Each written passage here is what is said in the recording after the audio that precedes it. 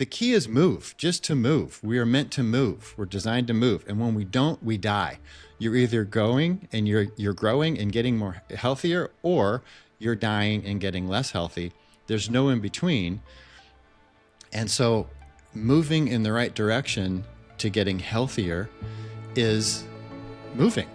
And that's the most important thing. All right, everybody, welcome back to the podcast. I have got, I think everyone is going to enjoy what we're going to talk about here. Everyone knows my approach to success comes from and starts with health, and PJ here is going to give us some insight and talk to us about the things that he has been doing to help people on what I believe is the most important part of living a daily life. Let me tell you about PJ. He started personal training in 1987 and grew a business that he has had now for the last 11 years. He trains clients out of their homes and local area gyms. These clients help as test subjects, as he has invented what he calls his multi-protocol concept and refined it through 1998 when he founded the Xgym. So this is what we want to talk to him about. What can we do in the similar situations to help us get our health on track, also with looking at it from the perspective of how does it assist us to find success. So with that, PJ, how are you, my friend? I appreciate you coming on. Yeah, I'm doing great, Jerry. Thanks for having me. Let's just start off, that's your quick little 1, 2, 3 sentences there about your background, but let's dive into that a little bit more. Spend a few minutes about telling people who you are and what you're up to. Yeah, well, I own the Xgym and founded it in 1998 after 11 years of experimentation developing the methods that I have now. And I set out to kind of disrupt the fitness and health industry. So back in the 80s, bodybuilding was cool, but towards the end of the 80s, it was starting to fall out of favor, mainly because it took so much time. And it still does. Bodybuilders, it's a part-time job. So if you want to get jacked, you have to commit a ton of time. Well, most people don't have that kind of time, especially the busy people that have businesses.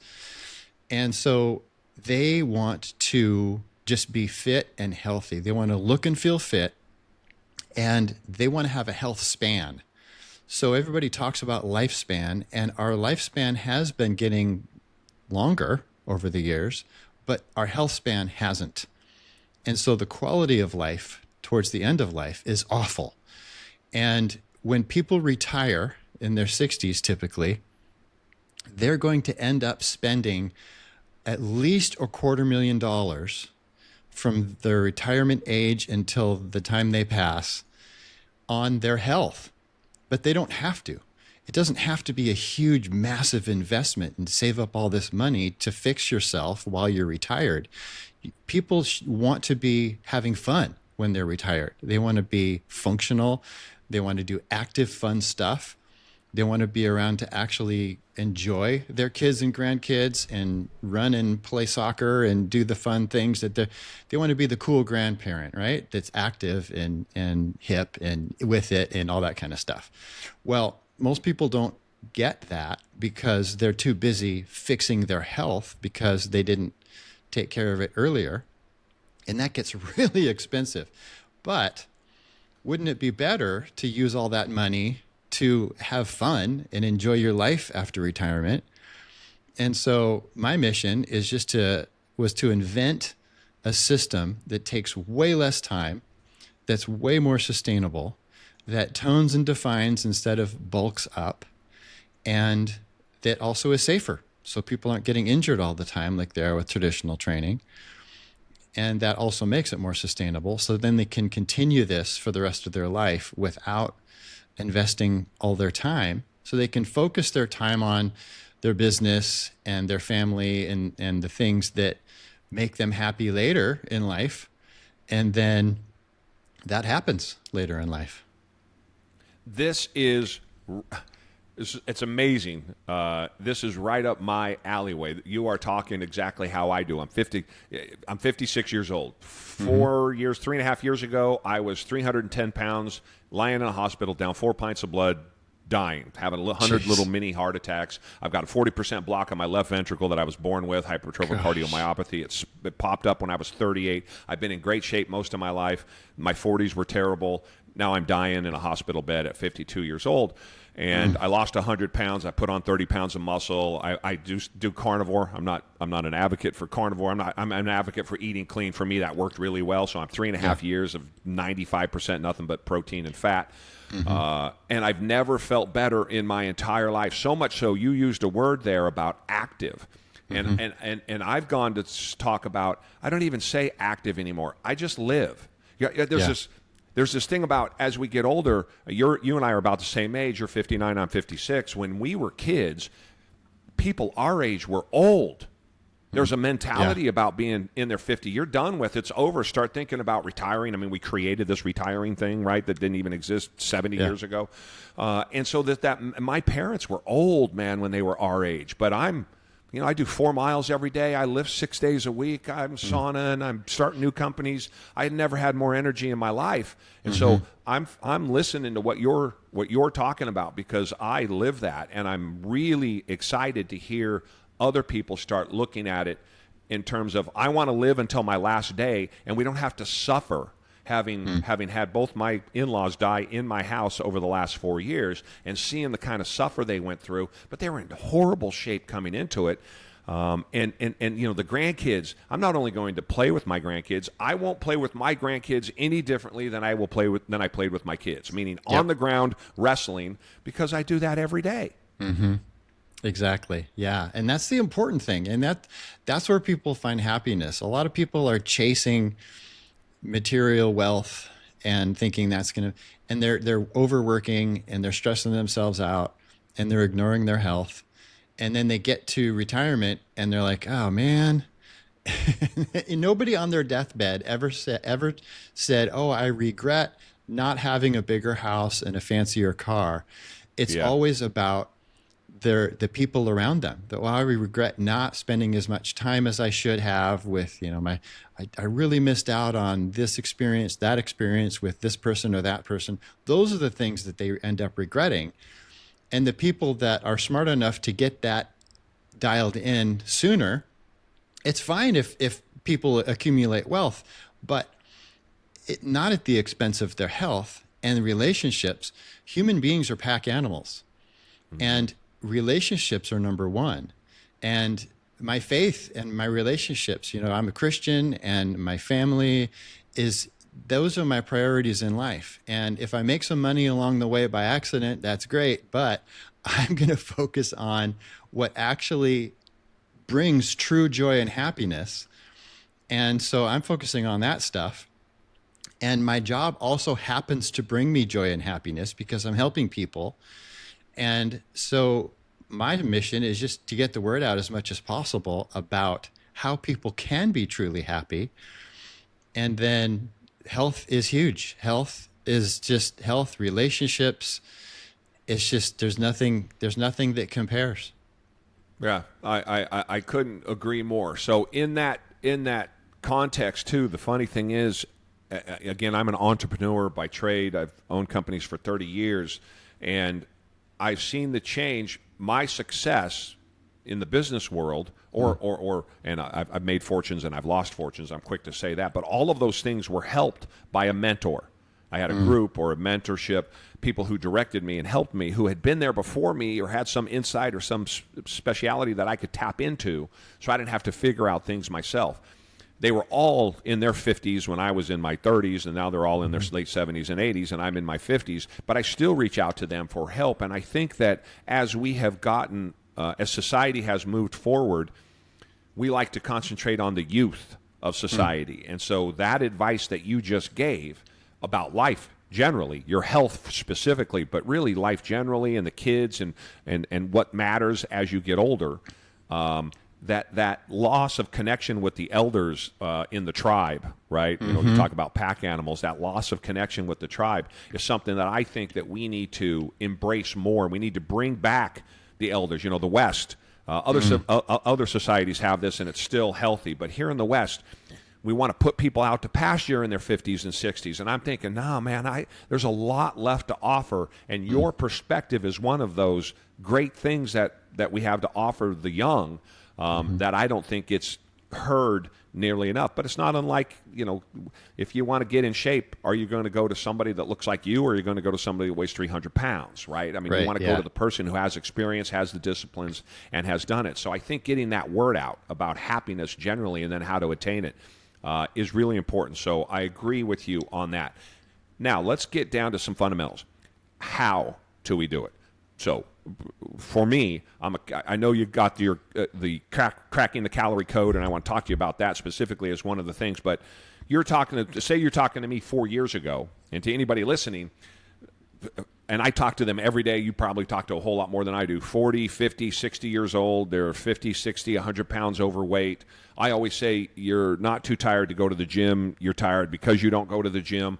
What is the step one to get those guys moving, to get them out and going, and just let them know, hey, health is the first thing, and here's what we're going to start in to make this change for you? What's been your experience in all these years that can get somebody up off the couch and moving?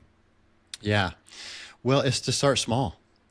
So as far as exercise goes, what I tell people is if you're a couch potato, get up and go outside your house and walk around your house. That's step number one. That's day one. And just do it once. And now put it on your calendar. So you're going to walk around your house every single day, rain or shine, umbrellas and boots if you need it, or snow boots or whatever. That's just a non-negotiable. And walking around your house is super easy. So then walking around the perimeter of your house is going to get boring pretty fast, and it's going to get too easy pretty fast. So then you go walk around the block. But the key is it's a daily habit, and it's easy enough that it would be stupid to not do it. It would be silly to not do it. It would be ridiculous because it's so easy. That's the first step, because now you're creating a pattern, and it's just like brushing your teeth. It's so easy that you just do it. And it's part of you. And then once that becomes part of you, then that becomes part of your identity. So brushing your teeth is actually part of your identity. You just say, hey, I this is what I do because my teeth, and I need to take care of them, and this is part of my routine. And so then if you can make easy exercise part of your routine and then build on that at your own pace, then that becomes part of your identity. And now you're a person who brushes your teeth and goes walking. And then as you progress, maybe you can start strength training. And you would start with your couch, but you're going to stand up from it and then sit back down on it and then stand up from it and sit back down on it. So good. It's so good. Yep. Maybe 10 times the first day. That's it. And then you're just progressing at your own pace. Some people progress faster than others. Some people slower than others. It's fine. It's just as long as it's every day, and then it becomes part of your identity. Now, the biggest mistake people make is what I call the New Year's resolutionaries. They go to the gym on January 1st, and they just kill it. They go, wow, this is great. I'm going to go 3 hours, and oh my gosh, I'm so great. And then they completely change all their nutrition habits. Oh, this is awesome. But then by the end of January, they're starting to become disillusioned because like, wow, this is the results are taking longer than I expected. And I expected to be jacked and look like Schwarzenegger by now. Yeah, so the unrealistic expectations, and they're disappointed. And as far as disappointment goes, anytime is somebody who is disappointed, 99 times out of 100, it's because of unmet expectations. And it's because they set unrealistic expectations for themselves, didn't meet them, and now they're disappointed. Same thing with relationships. If you're disappointed in somebody else, it's because of an expectation that hasn't been met. So lower your expectations and don't expect to look like Schwarzenegger by the end of January. Just say, hey, this is for my health. And when I reach optimal health, whenever that is, maybe it's 10 years from now, then I won't have extra weight on my body, and I will have lost weight by accident, because I'm getting healthier and healthier. So that's what I tell people is focus on health, not on the superficial stuff. Focus on getting healthy and take it in those small steps, like I mentioned. With nutrition, same thing. The first step would be drink more water until you're really good at that. And then when you're good at that and it's part of your lifestyle and it's part of your identity, start eating more green veggies. And then when you're really good at that, and just take those steps forward, because we have a lifetime to do this. And I don't know why everybody is in such a hurry and such a rush and their expectations are so high, but let's just change the focus and let's focus on exercise, starting small, building slowly at your own pace. Nutrition, same thing. Relationships with other people, same thing. And just change it at your own pace. Everyone's different and everybody does it differently, but you can figure out how to do that and then progress that way. I love all of that. Over my time, I started this TikTok channel after I had lost a bunch of weight and thought, you know what, I'm going to start to share some of these things, start exercising, start lifting again, kind of got my life back. And I felt so good, I thought, I'm going to start to share this.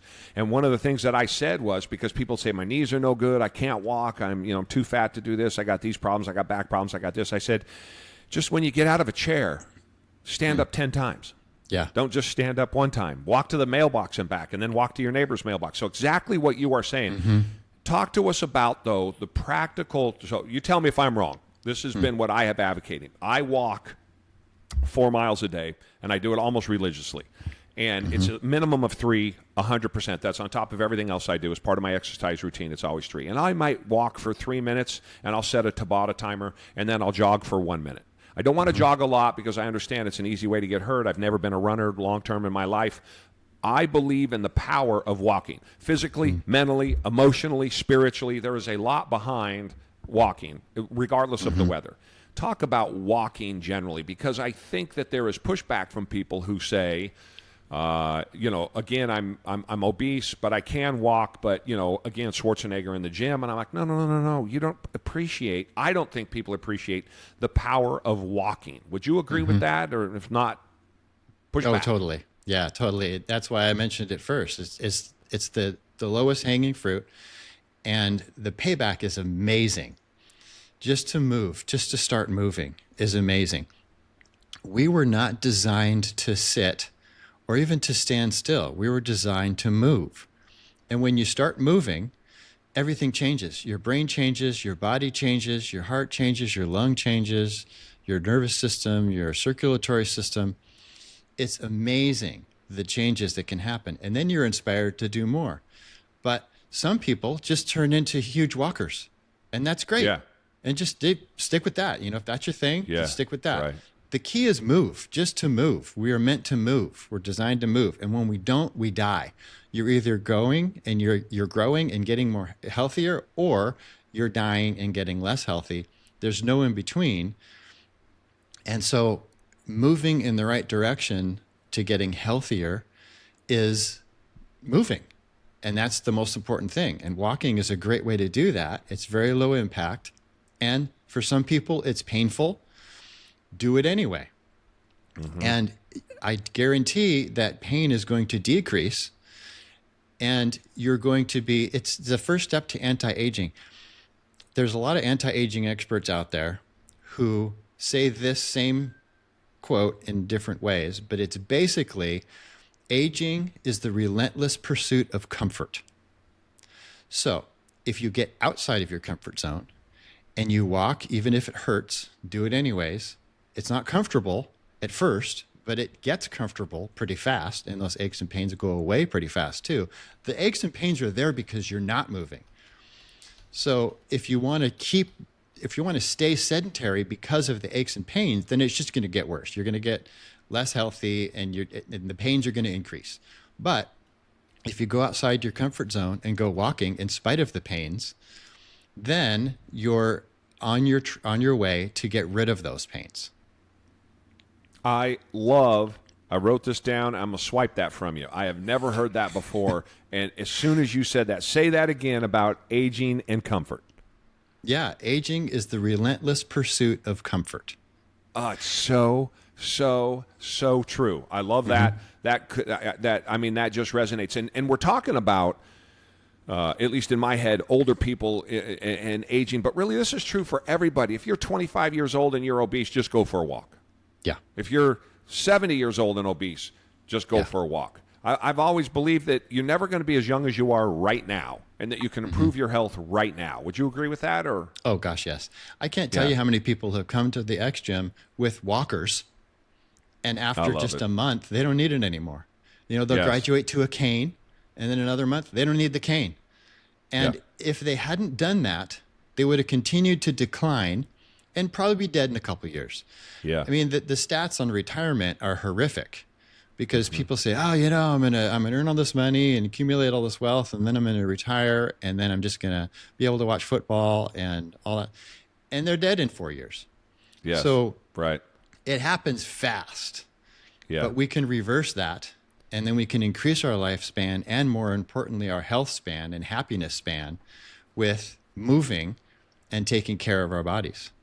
And there's a mental part to that. Forget about if you are actually taking care of yourself, and in very little, to your point, very short amount of time, you can make a change that you will notice. You go out for a walk. If you've been doing nothing and you go for a walk for a month, you're going to notice at the end of that month how much, you'll notice in a couple of weeks how much better you feel, how much further you can go. All of a sudden, you can start to set goals for the end of the block, and then the next block, and then the next block. There is something youthful about finishing a workout for me. Again, I'll do 3 to 4 miles every single day, 45 to 50 minutes of weights. I do 25 to 30 minutes in the sauna, and there's just every day. But when I walk out, I'm almost every day as I'm walking out of the parking lot, I'm reminded of what it felt like to be youthful when I would get things done, and particularly like a workout. There's a connection to having done that when I was young and having done that when I'm older now that makes me, it feels the same way. What I'm trying to say is, there's a youthfulness to going in and actively doing something with your body, and then the success that comes from that as you walk out the door knowing that you just tortured yourself for the last hour and a half, 2 hours. Yeah. And all that stuff you're doing is great, but when you first started, when you got out of the hospital, you weren't doing all that, were you? No, you I went for a walk. built up to that. Oh, yeah, I went for a walk for 4 months. Yep. Right, yeah. And so I just cannot emphasize it enough to lower your expectations, make health the goal, and just say to yourself, okay, what can I do today to get a little bit healthier than yesterday? Just a little bit. Just, you've got a lot of time. And the more you're moving and the better you're eating and the more you're taking care of yourself, the more time you're going to have because your lifespan is going to get longer. And so just do it. And it's like the big ship. There's another analogy. You've got a big, heavy ship. And if you turn the ship 1 degree, you're not going to notice it. But 3 years later, you've a completely different destination than what the degree you were pointed. And it was just 1 degree. You stay on that 1 degree. And then when that gets easy, then you turn it another degree. And so it's just these small changes for big, huge results later. It's the same with investing. I mean, what I tell 19-year-olds is, put away $100 a month and invest it in XYZ. Heck, just S&P fund, and get Robinhood and just stick it in there, because then, and if you keep that, and that's part of your identity, and you keep that, it's just 1 degree, just a little. It's a little bit of effort. And it takes you out of your comfort zone a little bit, and you can't buy that nice watch that you'll have to buy a cheaper watch, but it's a small commitment when you're really young, and it pays off later because it's that 1 degree turning the big ship. Yeah, you're building a foundation. Another example is you can't do it without that foundation. It comes 1 brick at a time, and you add the bricks. And to make your point even more, a more stark example, I broke my back when I was 19 years old. I had 17 surgeries. I was addicted to opioids at the same time. I was dying in the hospital, down 4 pints of blood. And so I could hardly walk. And this has always been an issue with me because my back was so bad. But again, I'm I'm morbidly obese. So I just said I'm going to go for a walk, and a quarter mile took me 24 minutes the first day, and I had to stop 3 times and sit down on the wet grass, January 2nd of 2022. But by April, I was doing 5 miles without sitting down. That was unimaginable to me that was even possible 4 months before. And so it was the little things. And I was like, well, now I'm going to go lift. And I was always scared of lifting because of my back. And then all of a sudden there's no more, and I quit opioids and everything else. I mean, it just, those little tiny building blocks, walking that quarter mile that first day and stopping 3 times was Everest to me.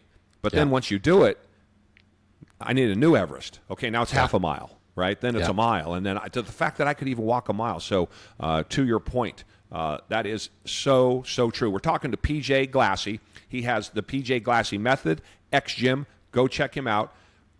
At the same time, PJ, that I started walking, I also, for me, like I said, I went on a carnivore diet because I knew I could eat that food and I would like it. But more specifically, I ate 1,750 calories every day. And I tracked and logged them very carefully. And so for me, I lost 100 pounds in 8.5 months. Walking and then ultimately lifting beginning in May, and now we're years into it. That worked out very well for me. You have your book, Cracking the Calorie Code. This is a point of contention in the carnivore community for sure, and I think in the nutritional sciences community, I mean, you'll find somebody that'll show you every study that says don't count calories, and you'll show somebody that shows you every study that you absolutely have to count calories. I'm on the counting calorie side simply because that's what worked for me, but you wrote a book on it. Tell us about it. What are your thoughts? Yeah, well, it's really about what you eat, not how much or the calories. So the best way for me to explain this is, and I have fun with registered nutritionists, dietitians and nutritionists with this question. So I say, okay, what's going to happen to me if I eat 4,000 calories of Twinkies every day? And just Twinkies, that's all I eat. They go, oh yeah, you're going to gain weight and mostly fat and blah, blah, blah. Correct. Okay, what's going to happen to me if I eat 4,000 calories of broccoli every day, only broccoli every day? And then you can see their brains whirring and they glitch in the matrix and their facial expressions because they're trying to reconcile their calorie in, calorie out theory with the scenario that I just gave them, and they can't do it because nobody's going to get fat on 4,000 calories of broccoli every day. Right. It's the same amount of calories, but that person is going to get leaner. And a lot of times the nutritionist will respond with, well, that's not possible because that's a whole tabletop full of broccoli and nobody can eat that much. And I go, okay, let's get back on track. If they could, what would happen? Yeah, and they're right. You can't eat 4,000 calories of broccoli every day. You're just chewing all day long, and you get TMJ and you overuse injury in your jaw, and then you'd be on the toilet all day because of all the fiber. Right. But my point is, calorie is not a calorie. They're not all the same. They're very different. And when you're eating meat all day, you're not eating carbs. And when you're not eating carbs, your insulin stays low, your blood sugar stays low, you're getting tons of protein with all the meat, so your muscles are being fed, your fat is being burned off, you're ketogenic, and all these wonderful things are happening. And it's a very extreme diet, just like keto is, which I'm kind of a modified keto myself. I just eat more protein than your classic keto. So I'm more towards you than your classic keto. Certainly low carb, but the carbs I'm eating are very nutrient dense carbs. So I'm not eating the croissants and the white Wonder Bread and cereals. I'm eating nutrient dense foods for my carbs, like vegetables, especially green, and a little bit of fruit here and there. But my carbs are higher than yours, but lower, way lower than most people. They're under 100 total grams. And so the net is going to be, 70 or less. And when I say 100, that would be a high day for me. Yeah. That would be my off day because I'm cyclic keto. And this is what I also recommend for carnivore people, is to be cyclic with your carbs, because all of our cells are hybrid engines. They are designed to burn carbs and they're designed to burn fat. So that is good that they're hybrid engines, and that's called metabolically flexible. And the keto people who stay on keto, or the carnivore people who stay on carnivore, eventually get bad at burning glucose, sugar. And so their hybrid engine it still can burn glucose, but it's not very good at it. Now, the opposite of that is your standard American who eats high carb. Yeah. They're really good at burning glucose, sugar, but they're awful at burning fat. And that's why the standard American diet makes it so hard to lose body fat. And they get so frustrated because they see other people like you and me that can burn it off easily. And then they say, oh, it just must be my genetics. And then they give up. Well, when they bring those carbs down, then they're forcing their body to relearn how to burn body fat and fat in general. And they get better at it. And so I was keto for a couple years. And then I thought, well, gosh, I want to stay metabolically flexible because my body is designed to burn both. So what I do is I take a day off every week. And my wife and I go out on Friday night, so that's our date night, and we go have gluten-free pizza. And so, it's just a 10-inch pizza, and we split it because neither of us are overeaters. But that's about 100 grams of carbs by the time I'm done. And it is fast-ish carbs, not the slow carbs like broccoli, but faster enough that my cells have some glucose to burn now. So now I'm reminding them that they can do it, so they stay good at it, so I stay metabolically flexible. It's not enough to throw me off track or anything, and I don't balloon up or anything, but I'm just reminding my body that it can do it and to keep it good at it. So, Yep. And that's what I tell the keto people and the carnivore people is go cyclic. If you've been on it for more than like 2 years, start going cyclic. And this is the problem with nutrition and kind of the cult of nutrition I found. And this is why I am on the outs with the carnivore community, even though I have a significant TikTok following about what I eat and the shape that I've gotten in doing it, is because I'm not an adherent to an ideology. And so what I do is every 4 months I change my workouts, push-pull, full body, right? I change the actual exercises. So every 4 months I have a set of exercises that I follow on an 8-day split, right? 2 days off, so I work 4-1, or, 8-day split. And when I do that, I add in a cup of rice. So I'll go 4 months on carnivore, and then I'll go 4 months where I've added in a cup of rice, and then I'll add in some fruit into my smoothie, into my protein shake, right? So I get, and I love how that makes me feel. And the reality is then 4 months later, when it's time to change the workout again, I'll go back to all carnivore, and I love how that makes me feel. And I like the rice. It adds to my meal. I enjoy the taste of the rice. I love the strawberries. I love the whatever it is I'm putting into my protein drink. I love all of that. It's fantastic. Every now and then I'll eat grapes, when I want to. But the point being is I agree with you in that. I will say, though, Saturday night, about twice a month, it's pizza night with my sons, and it's on. So I'd love to tell you it was a 10-incher, but it is not. And it's on. But when I lost the 100 pounds, I didn't eat anything. I ate 1,750 calories a day. I counted them. Carnivore 100%, and I didn't cheat one time, one thing. I only drank water, all of those things. But once I got it under control and knew I could, then I added in a couple of times a month where I'll go have pizza. But the point being that I agree with you that having that flexibility, I found it easier for me to follow. Again, I just started carnivore because I was like, I can eat that, and I needed to find a baseline as I was laying in a hospital dying. So I said, I won't eat vegetables. I don't like them. I'm not going to eat them. So if I'm not going to eat them, what will I eat? What will I do? I can eat fruit. I'll do this. I'll just start at this baseline. I'll lose all the weight and see how I feel. And the amazing thing that happened when I lost all the weight is everything I had wrong with me went away. I mean, literally, I was taking 19 pills a day at the time. I take one right now, and I have a significant heart issue. I've been hospitalized 60 times since I was 2017. Eating the food and walking and lifting some weight changed my life. And so I didn't want to be so ideologically hampered, right, that I wasn't able to think and say, I'm going to try these different things. And so what you're talking about food-wise, I couldn't agree more. I could probably eat more carbs. I don't know, a cup of rice and 6 or 8 ounces of berries is probably enough for me.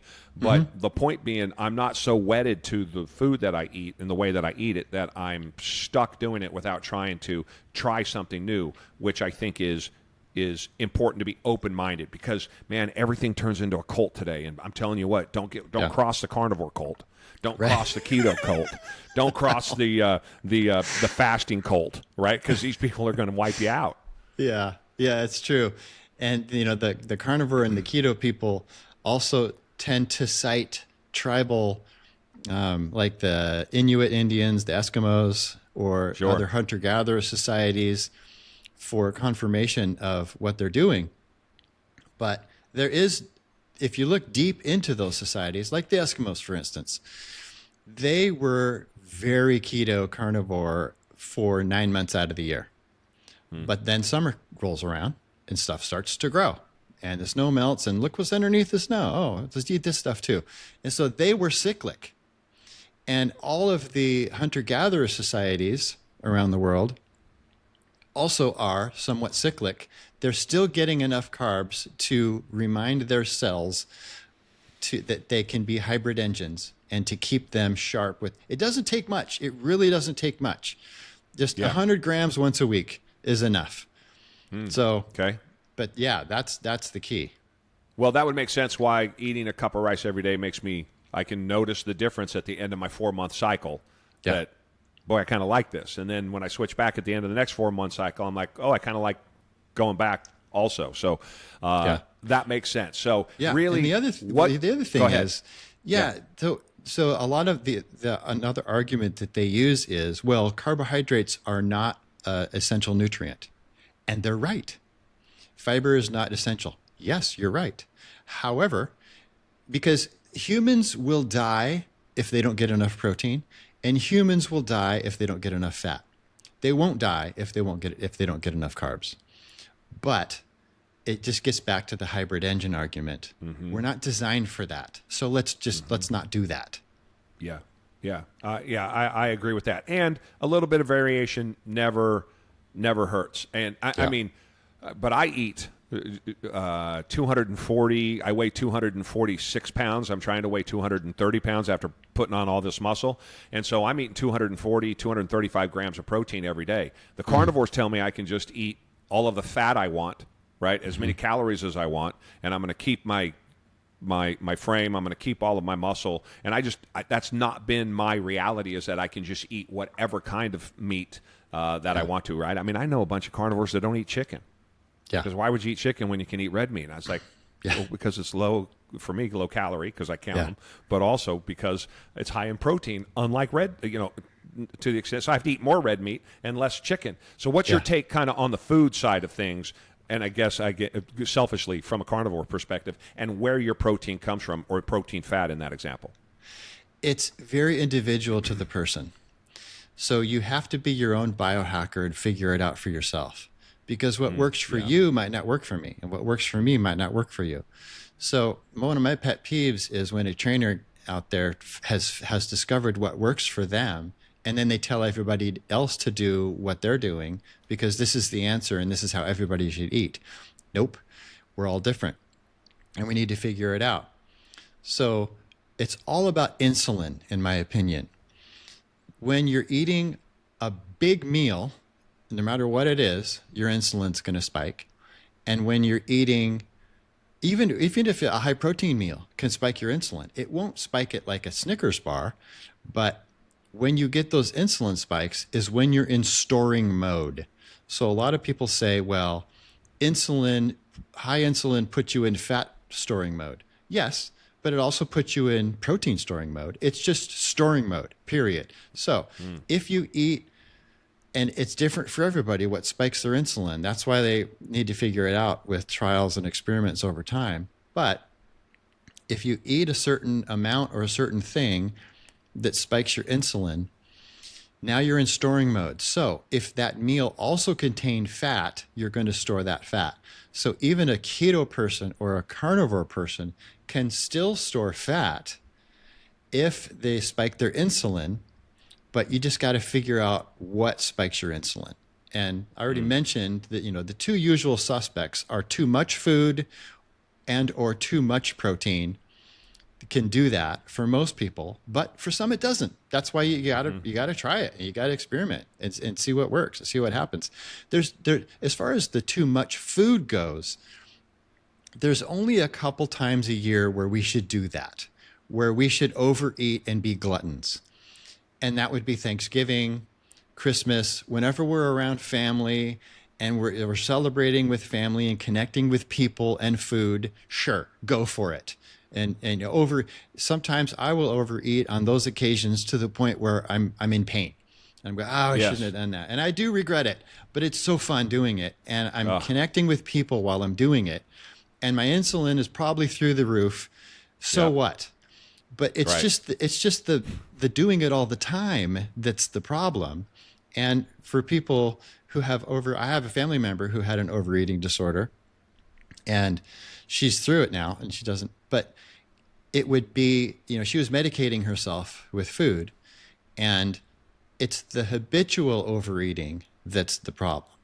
You mean you're not supposed to overeat every Sunday sitting on the couch watching football, or watching football on Thursday, or watching football on Monday night? Yeah. You're not supposed to do that. That's the standard American diet. Yeah. Right. I'm looking forward to, I love that you said that, because I'm counting the clock down to Thanksgiving, when I will have way too much pumpkin pie, but no one will know I'm eating the pumpkin pie because there'll be so much homemade whipped cream on top of the pumpkin pie. And so that resonated with me, what you said. I mean, I'm counting down the days. And then on Mother's Day, my wife makes homemade strawberry shortcake. I'm eating it.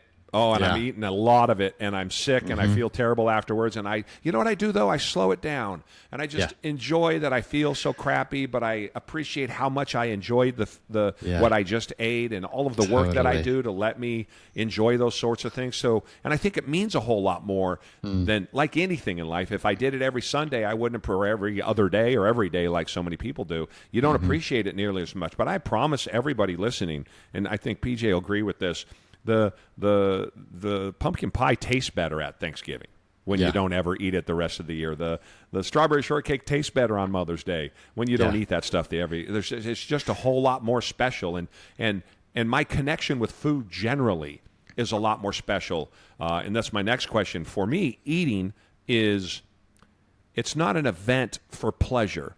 I love my food. I eat the same food every morning. Right now I'm on the cycle with rice. So, I'm eating a cup of rice, 4 ounces of turkey sausage, half a cup of egg whites, and 3 eggs. And I mix it all together into this, and some hot sauce. And man, I can't eat it fast enough. I have to slow myself down. I wake up in the morning going, I get to eat again today, right? I love the food. I eat the same thing every day, protein shakes twice a day, all of those things. And I love every second of it. Yeah. And so, but food for me has become a gas station, a fuel stop. And my body goes, oh, yeah, we're going to need that because we got things to build and things to do and thinking to do and walking to do and weights to push. Give me some insight from your perspective, just kind of on that statement, kind of my approach to food rather than a pleasure. And I think it's heightened more as an energy source than it is a pleasure source, which it is for so many people. Yeah, right. I mean, food is more addictive than cocaine in all the MRI studies that they've done.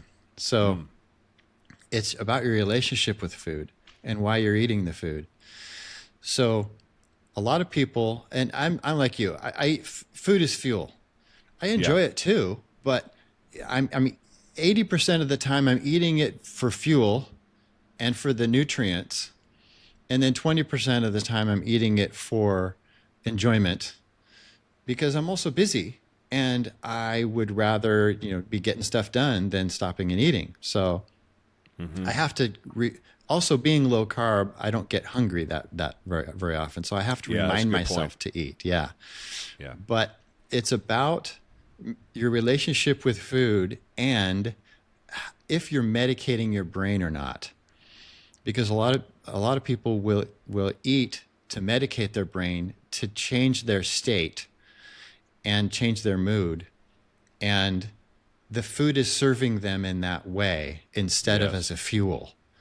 And that's why I developed my brain type test, to help people figure out their brain and to get past emotional eating things and overeating issues and stuff like that, to understand themselves better and literally how their brain is wired, and then change that wiring so they can get out of that. Because once somebody is in that cycle, it's really hard to get out because of the addiction, but also because of the patterns and because of the medicating part of their brain that they're kind of a slave to.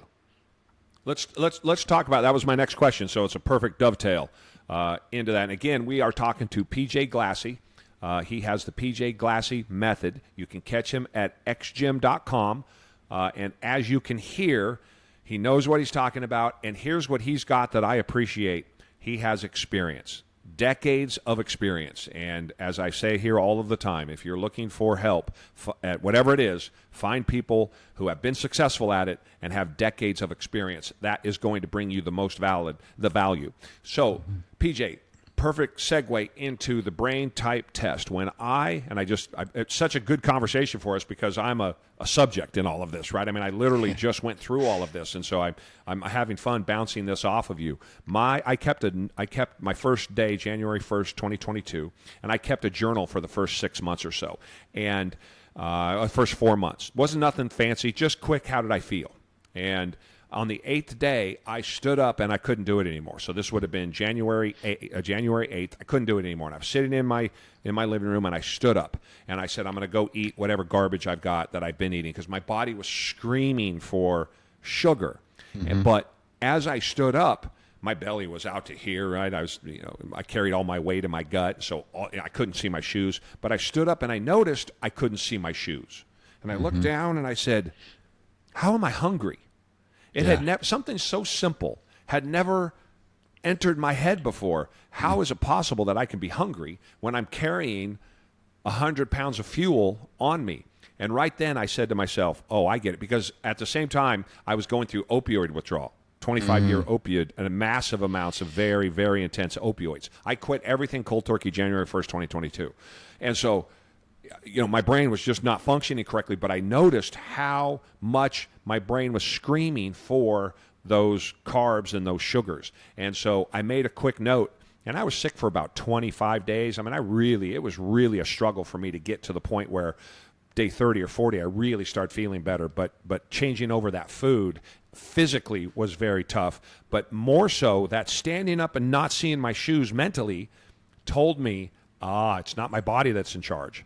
It's my brain. My brain's telling me, go do this. Why was that? Yeah, your brain had just become addicted. It's simple as that. And especially with processed foods. So if it comes in a bag or a box and you can look at the ingredient list and it's a paragraph, then that food is designed in a lab somewhere to be addictive. And other foods, real food can be addictive too, but the processed foods are the worst, are the most addictive. And it's all about profit. The company wants you to eat more of the food. So they have synthetic ingredients in there that make that happen, like the bliss point and all that. And they also want you to come back and keep buying their product. So they want you to eat more, and they want you to get addicted to it so they can make more money. It's a corporation. Corporations are soulless. They don't care about you. Right. They just want your money. And it doesn't fill you up. Yeah, so you eat more. Right. Yeah. Exactly. Yeah. Yep. You're eating more and you're a repeat customer. That's their goal. Those two goals is why these food corporations exist. And it works. They figured it out. Yep. It's really good. It's just like a TikTok algorithm to get you addicted to the dopamine hits. They know how to do that, and it works. They figured it out. So the first step is just knowing this. And then the second step is just weaning off. You did cold turkey, which is great. Very few people can do that. Most people just need to first understand what I'm saying, and then second, just start to wean off and just taper off, back off. And my brain type test was developed to help people with that, because it literally rewires people's brains with the brain training exercises that they get and the results of their brain type test. And everybody gets different ones because everybody's different. But it helps them with this process because it's really hard.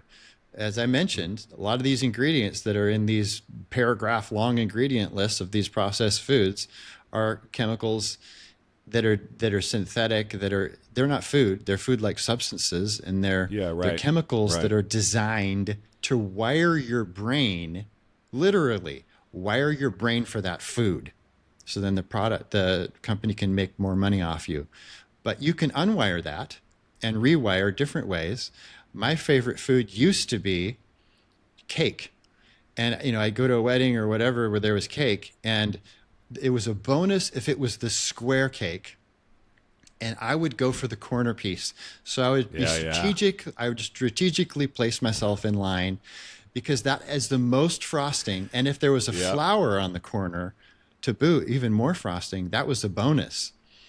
And that was my bliss point, and that was what I was addicted to. Now that repulses me. It makes me dry heave a little bit just thinking about it, because I've rewired my brain away from that and towards healthy foods that I crave even more than I ever did the corner piece of cake.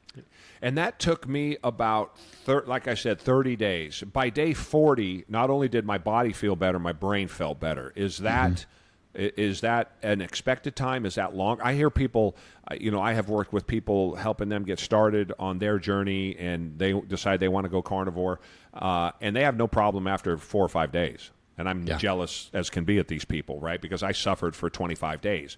What should somebody, in your experience, once they've identified their brain type, expect going through that process? Give it a year. Now, to a lot of people, that sounds really discouraging right out of the bat, but I'm just setting an expectation. It's probably going to be shorter than that. Everyone's different. I've never seen it take longer than a year.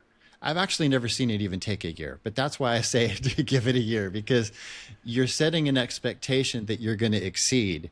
So you're not going to be disappointed. But for people who diligently train their brain and really work at it and learn and experiment, it's always less than a year when they turn out to be completely rewired, so they're craving the good foods and repulsed by the old bad foods that they used to love.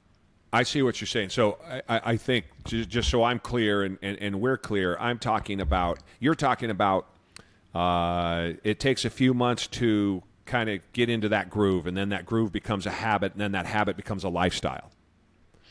And I think that from my perspective, and so I would add to that, what I was saying was I felt better at day 30 or 40, and then that habit started to form. And then about the time I started lifting, 6 or 7 months into it, it was foregone lifestyle, 100% lifestyle. I mean, I'm so crazy. I park as far away. Every single place I go, I park as far away as I can, logistically, and I walk just so I get additional exercise. I mean, it just, to your point, it gets into your brain. But I did not start there. But the cravings and the lifestyle change, and I started to feel better coming out of no more sugar, and I didn't crave the stuff anymore. For me, happened about day 30. Let's pivot a little bit here in the last few minutes that we have. So I lift. Again, I explained I don't run regularly. I walk because I'm worried about getting hurt, and I've seen studies that talk about people over 50. The number one way they get hurt is in running and repetitive injuries and things of that nature. So I walk 2 to 3 minutes, and then I'll run for a minute or two. If I'm doing a half marathon or whatever, I'll do a 2 and 2. But generally, it's walk more than I run. When I lift, I'm very controlled. 3 seconds down, dead stop at the bottom, push back up. I've read the studies about that jerk that you do at the bottom, right? It's 8 to 10. As I move between months, 4 months in a row, it'll be 8 reps to 10 reps. Then it'll be 12 to 15 reps in the second 4 months, and I just flip it back and forth. But everything is always slow, always controlled. So that works for me because I'm scared to death of getting hurt. I've put on a ton of muscle, particularly for my age. I'm very disciplined in what I eat. So I have this opinion on lifting and what it should look like. I see older guys in the gym that are just, cranking it out and don't worry about the form necessarily, and it's how heavy can they lift. I see the young guys doing it all the time, and everything in between. I'm not I don't get on the Stairmasters or do any of that sort of stuff. For me, it's weights, sauna, and walking with the occasional running. That's mine, and that worked for me. I'm happy to be wrong. I guess the point of the question is, what's your take on that? Because I see in the gyms, in particular trainers, doing what I think are some wacky things instead of just having people concentrate on some of the basics and get some strength underneath them, particularly with older folks. And I think to myself, well, that's not the way that I went about it. I went about building muscle, and I've never been stronger or felt better. The kind of the wackier ways that people do things, to me, that doesn't seem to make so much sense. But I got PJ on. I'll get his. I asked you like 3 questions in that one question, but do your best to answer it well as you can. No, I agree about the controlled motions, and that's functional training. So if your brain is engaged and your nerves are engaged because you're controlling the motions, then you're going to be getting brain benefits, nerve benefits, and muscle benefits all in one. The opposite of that would be traditional bodybuilding, where if you want to get jacked and big, first of all, you need to set aside at least 4 hours a day to get really big, and that's just going to be a part of your life for the rest of your life, as long as you're wanting to bulk up. And you're going to have to use heavy weights and ballistic jerky motions because you're looking for creating your micro tears in the muscle tissue, and because that contributes to the bulk. And you're going to get hurt. It's just part of the thing, and just expect it. But that's only if you're a bodybuilder. For the rest of us that just want functional fitness, slow it down. And I have 7 different methods that I use with my people at Xgym, and about 30 different splinter techniques, and they're all very controlled. It's time under tension is what we're doing.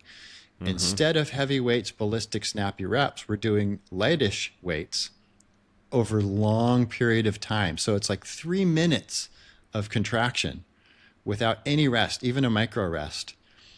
And so you can't use heavy weights when you're doing that. I mean, the best example of this is just to do a slow motion squat, just with your own body weight.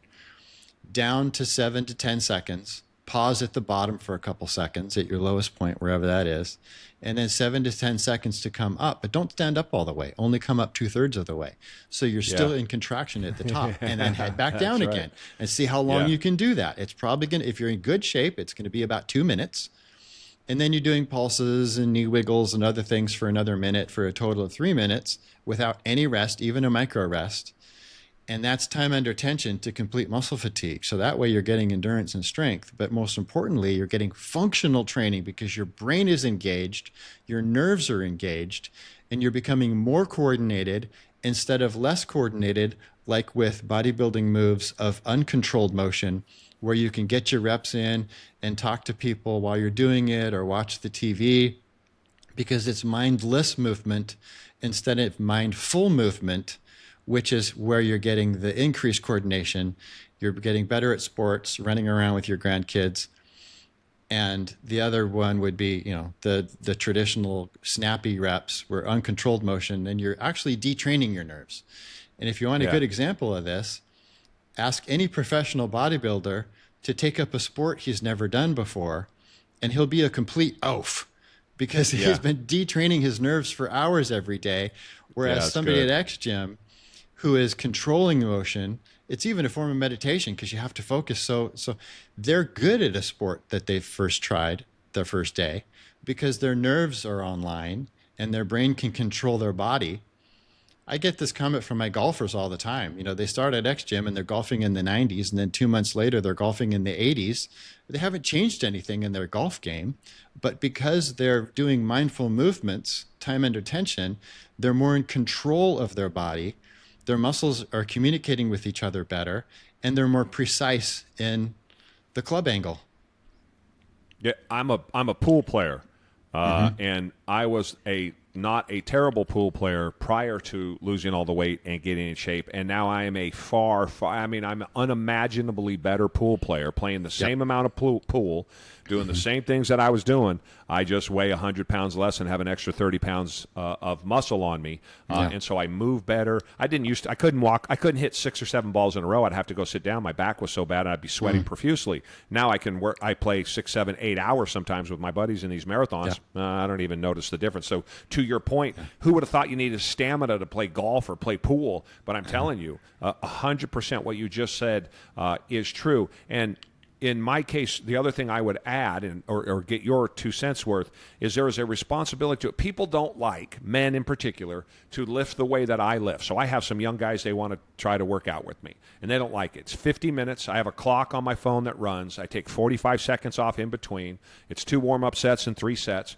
And then it's very slow and controlled, so the weight's not as heavy. Well, they don't want to do that because they want to lift the heavy weight, and they don't want to bring it down to full, right? I don't do barbell. I don't do a bench press. I do a dumbbell press, right? So I can get my arms all the way down and just rip that chest open. And they don't want to do that sort of stuff, and they can't lift nearly as much. And I tell them the discipline is every bit as important as the work that you're putting in. Staying disciplined to the clock, not looking at social media, all of those things. You better be sweating profusely, right? Because you're working every 45 minutes or every 45 seconds. I track it all, to the nth degree. How did I do last week versus this week? I guess I'm asking, my last question to you is that function works for me.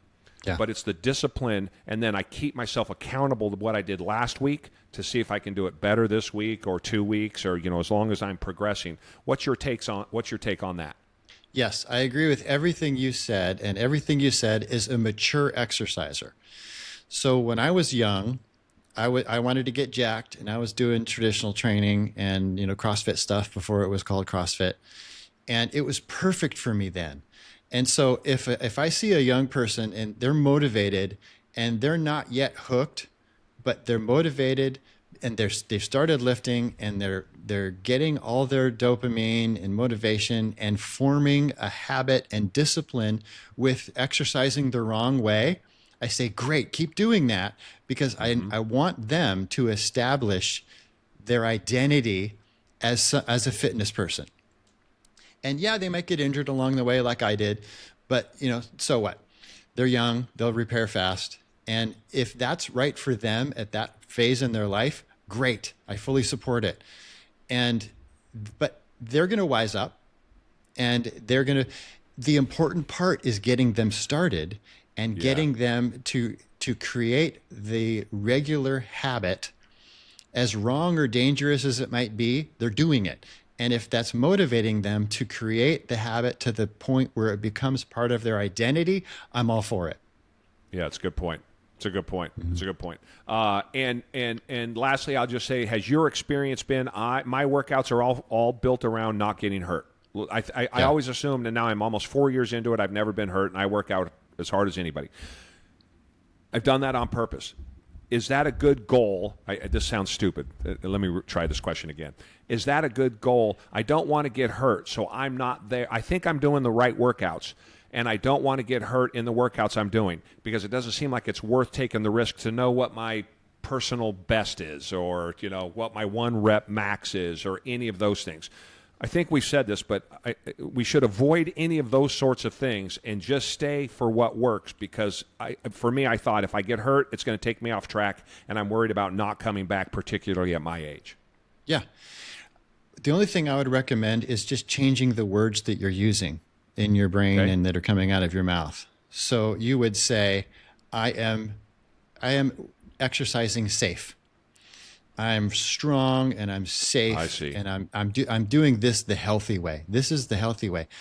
Instead of telling your brain what you don't want. Because if you focus on not getting hurt, see, the brain doesn't actually understand the negatives. It doesn't understand the word not. So the subconscious brain is the part of the brain that's in charge of us. And the subconscious brain is the brain that controls us. And the subconscious brain only understands images and emotions. So if you give it an image of getting hurt with an emotion, a negative emotion tied to that, then the brain thinks that you want to get hurt, and you're more likely to get hurt. It's the same thing as if you have a toddler, you're sitting at the table and you say, don't spill your milk. What you've told the toddler, you've given the toddler an image of milk spilled on the table, and now they're fearful of doing that And so the emotion takes it to their subconscious, and the subconscious says, spill the milk. And then they spill the milk, and they're like, oh man, there's this trauma. Same thing with negatives, using negations. And so I tell this with my trainers too. I say, when I'm training them how to train, I explain, never use the word don't. So when they're coaching somebody on form, they are not to say, don't arch your back. They are to say, straighten out your back. They're saying what to do, never what not to do. And the same things with injuries is you're going to tell yourself and your brain, and you're going to feed your subconscious brain that you are strong, and you are so strong that you don't get injured. And the reason for that is because you do work out so safely and so smart. I love it. I love it. Yeah, that's good. Thank you for that. I'm glad I asked that last question. I almost screwed that question up asking it, but I'm glad that I did. That's fantastic, and I'm going to do that. Words have meaning, and you can speak things into existence. I teach that to entrepreneurs. You can speak it into existence. And on the negative side, I didn't think about that. I might speak that injury into existence by using that terminology. I love it. All right, everybody. As you can tell, this man knows what he's talking about. He loves it. 1 minute. PJ, I want to ask you, I ran over a few minutes, but I want to ask you about your faith. I appreciate that you put that out there, and the world today is a very interesting place relative to faith. And so I don't want to dismiss that out of hand, seeing that is in your write-up. Tell us in just one quick little minute, if you wouldn't mind, what your faith means to you and how that plays into your everyday life. Gosh, faith is number one. In my personal priorities of life, God is number one, and my relationship with Him. Number two is family. Number three is country. So, I'm a patriot and libertarian and all that kind of stuff too. But everybody has a big rock every day. The most important thing they need to get done today. Most people put it off because most people are in pursuit of comfort, and the big rock might be a big project, or the big rock might be really fun, and then it's easier to do. And my big rock is get centered spiritually first. So I'm going to talk with God. I'm going to read His Word. I'm going to have devotions with my wife. And then I can proceed with my day. And then I think about how I can enjoy my family and strengthen those relationships. And then country, just kind of contributing to other people and being a good citizen and all that kind of stuff, but yet libertarian. So, freedom and right. And that's the priority and part of the God part of it is being healthy, because my body's a temple. The Holy Spirit lives inside. And so I'm going to take care of that, and I'm going to give Him a really good house. The best possible house he could live in with what He has given me to equip for that. And so that's how I stay motivated, and how my identity is in Christ. And so part of my identity is my temple. Therefore, it's really easy to eat right.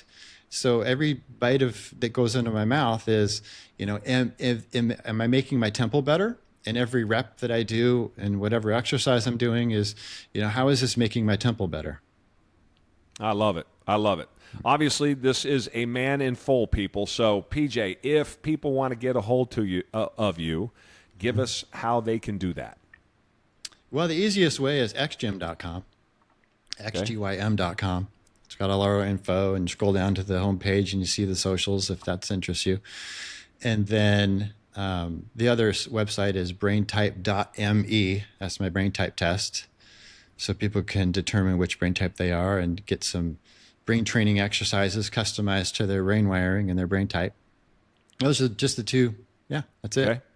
Okay, fantastic. I appreciate you coming on. To most of the people that listen to this are interested from a business perspective, but again, there is that intersection of business and success and monetary success, and I believe overall health. Now, obviously, overall health is life, whatever, but we tend to focus on the entrepreneurial side of it, and a big part of my kind of comeback here in the last 4 years has been my health, and historically has always been my health. And so I appreciate you coming on, and I think that everyone hears that everything is downstream of health. You fix health and everything gets easier. Not that it's easy, but I think life gets easier. Absolutely. And if we're talking business success, which you are, so think back of when you were in the hospital and morbidly obese and how your brain was working and how much energy and motivation you had compared to now. So if you had stayed that way, would you now be where you are in business world? Of course not. Not even close. Not even close. So that's huge for business people. I wouldn't be alive. Yeah, right. Yeah. Right. I mean, so I wouldn't be here. Yeah, but the energy, your motivation, how your brain is working, mental clarity, memory, efficiency, getting stuff done, all of that is so dependent on your health and fitness. Physically, emotionally, spiritually, across the board. It's just been magic for me. This has been a great conversation, PJ. I really appreciate it. Thanks for coming on. Yeah, my pleasure. Thanks for having me, Jerry.